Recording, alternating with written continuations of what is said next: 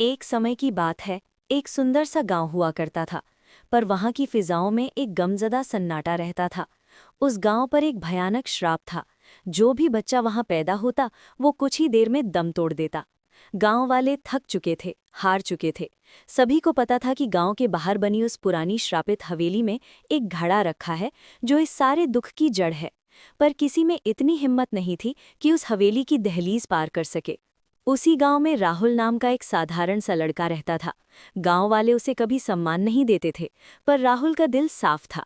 एक दिन वो पंचायत में खड़ा हुआ और बोला, मैं उस हवेली में जाऊंगा और इस श्राप का अंत करूंगा। गांव वाले हंसे, पर राहुल बिना डरे जंगल की तरफ निकल पड़ा। जब वो हवेली पहुंचा, उसने वहां एक छोटा सा घड़ा देखा।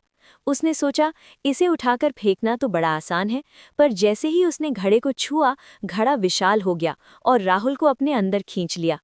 घड़े के अंदर एक अलग ही दुनिया थी।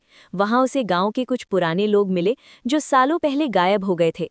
वो सब बूढ़े हो चुके थे, पर जब उन्होंने राहुल को देखा तो हैरान रह गए। रामू काका, आप यहाँ? राहुल ने पूछा। रामू काका ने हैरानी से कहा, बेटा, हम सब यहाँ बरसों से कैद हैं और बूढ़े हो गए, पर तुम पर समय का असर क्यों नहीं हो रहा? राहुल ने उन्हें हिम्मत बंधाई और आगे बढ़ गया। उसने जान लिया था कि ये सब एक चुड़ैल का माया जाल है। रास्ते में राहुल को सोने चांदी और हीरों का ढेर दिखा, इतना धन कि कोई भी वश में आ जाए। पर राहुल ने मुड़कर भी नहीं देखा। उसका एक ही लक्ष्य था, अपने गांव को बचाना। अचानक वो धन गायब हो गया और वहां एक बेहद खूबसूरत लड़की प्रकट हुई। उसने हैरानी से पूछा, तुमने इस धन को क्यों नहीं चुना? राहुल ने कहा, मुझे दौलत नहीं, अपने गांव की खुशी चाहिए। एक अधूरी प्रेम कहानी। वो लड़की कोई चुड़ैल नहीं, बल्कि उस राज्य की एक गरीब लड़की थी जिसे धोखा मिला था। उसने बताया, उसे राजा के बेटे से प्रेम था, जिसने शादी का वादा किया था। पर राजा के बेटे ने उसे धोखा देकर एक राजकुमारी से विवाह कर लिया।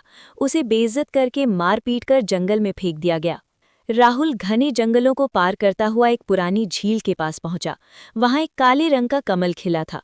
जैसे ही राहुल उसे तोड़ने बढ़ा, फूल से आवाज आई, मुझे मत तोड़ो, मैं तुम्हें दुनिया की सारी दौलत दे दूंगा।